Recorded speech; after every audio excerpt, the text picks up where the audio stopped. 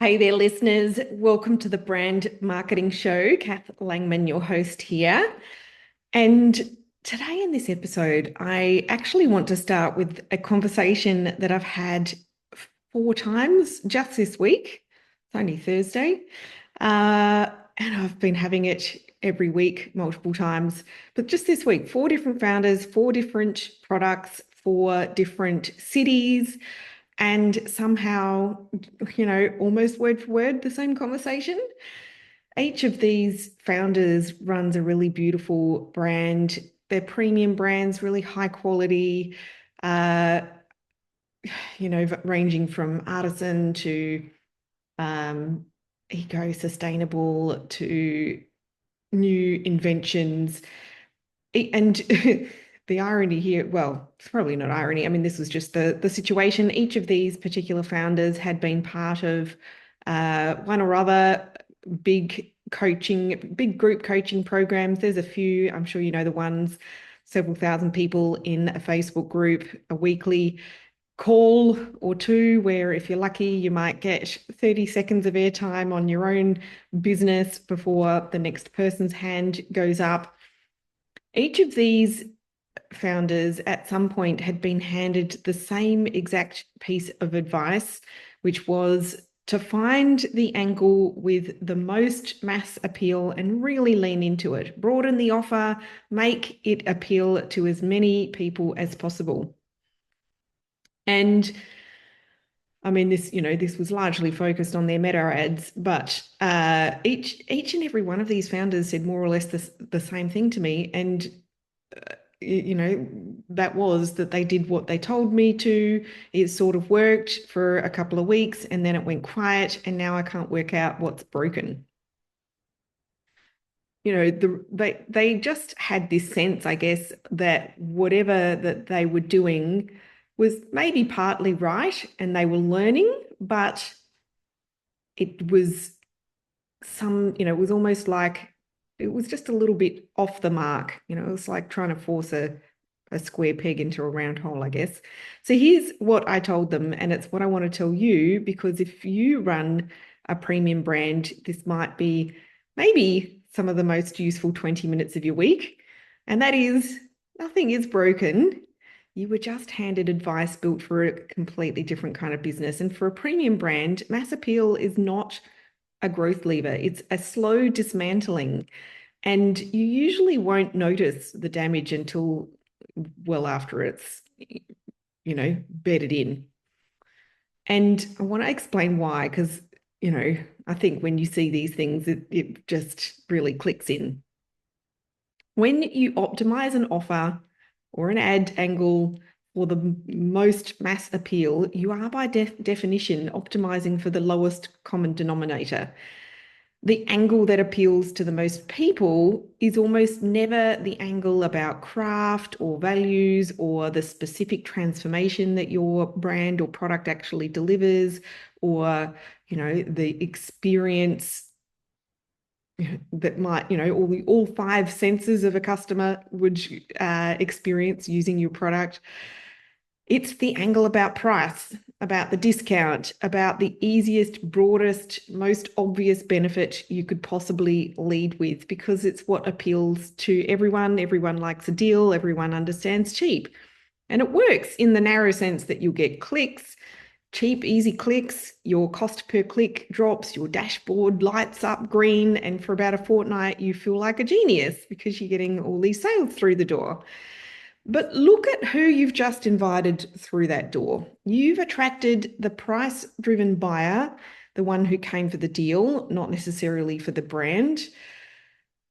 And when I say that, like if somebody's click to conversion is really fast, they haven't really had any kind of time to get to know the brand. So they're not there for the brand. And the price-driven buyer behaves in a very particular way. They buy once, if at all. They don't come back at full price, because full price was never the appeal. You'll notice when, if they just don't buy again until you're on sale again, right? They don't tell 3 friends, you have to try this, because nothing really about the experience moved them. And, obviously they bought on a discount, so it's not a brand that they fell for. And quietly in the background, they drag down your average order value, your repeat purchase rate, and of course, your gross profit margin, which happen to be the three numbers that actually decide whether a premium brand lives or dies, in a commercial sense. And here's the part that keeps me up at night on behalf of these founders. You haven't just attracted the wrong customer once, you've trained your marketing to go and find more of them. Because every ad platform is now a lookalike machine. You show Meta a flood of deal seekers, and Meta says, brilliant, I'll go find more of these, and dutifully goes to find you 10,000 more people exactly like the customer you didn't really want. You have taught the algorithm that bargain hunters are your people, something it's probably not going to forget in a hurry. Meanwhile, and this I think is the real cost, the hidden cost, the buyer you actually wanted just scrolled straight past. That identity-driven buyer, the one who chooses on values and story and quality and whether this is the perfect match for them. The one who would happily pay full price again and again because they love your brand and your product and bring three friends with her. She scrolled right past because there was nothing in that broad, appealing, lowest common denominator ad that was for her.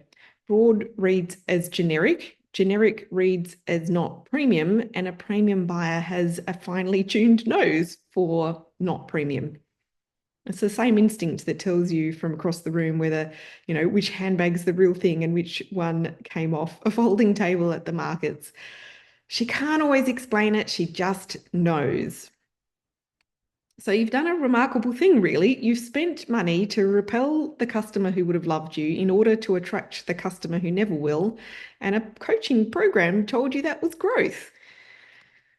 Let me put it in another way, because I like to think in pictures and stories.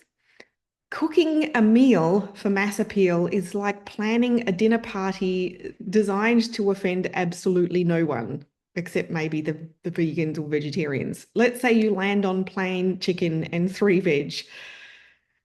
Obviously, if you're a vegetarian or a vegan, you're going to send that back, but nobody else sends it back. Nobody's allergic, and nobody at the same time, not one single guest drives home talking about it or asks you for the recipe or books themselves in for next time.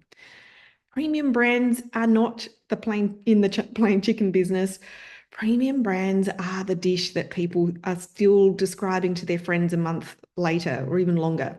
And you do not get there by trying to please everyone. You get there by absolutely delighting someone.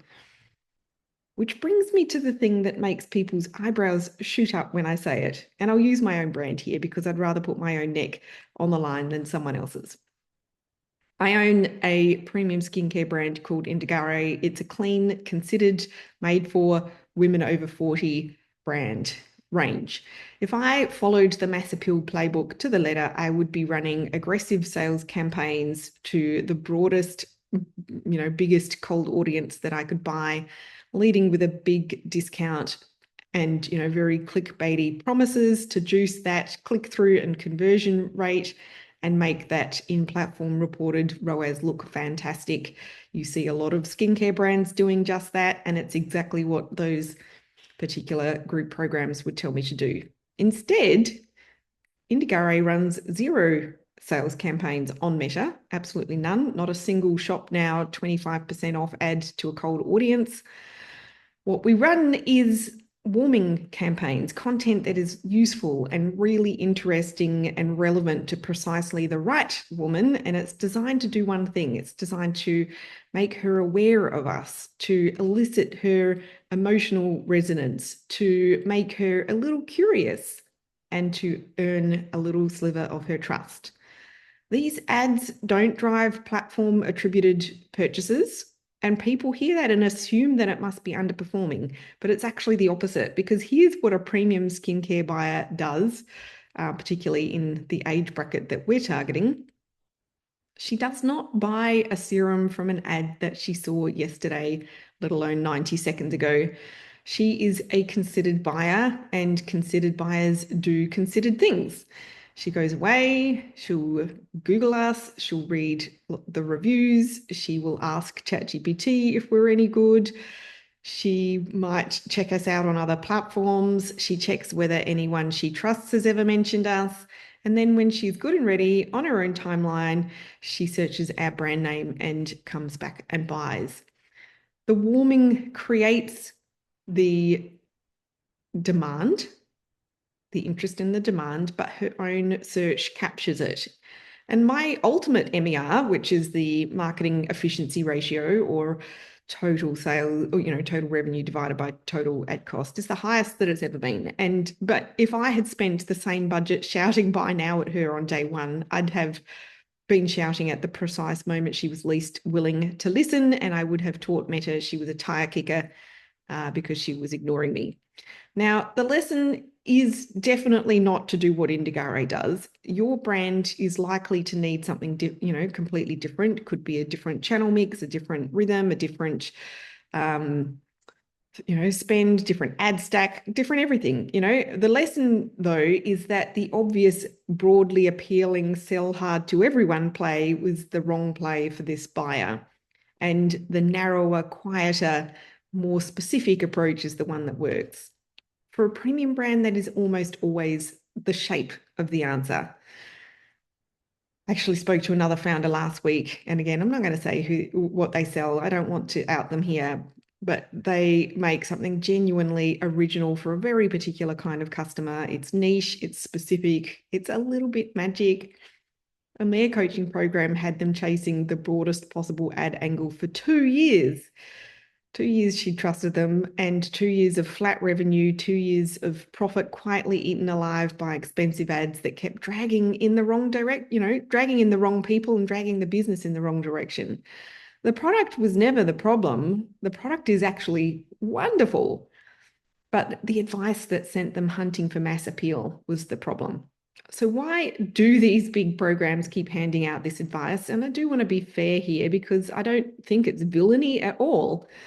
I think it's just mechanics. If you've got several hundred or even thousands of brands in a single room, and the product categories could be skincare, supplements, kids' toys, candles, fashion, homewares, gym equipment, and a whole lot more, and for a whole variety of different demographics and of customer and psychographics of customer.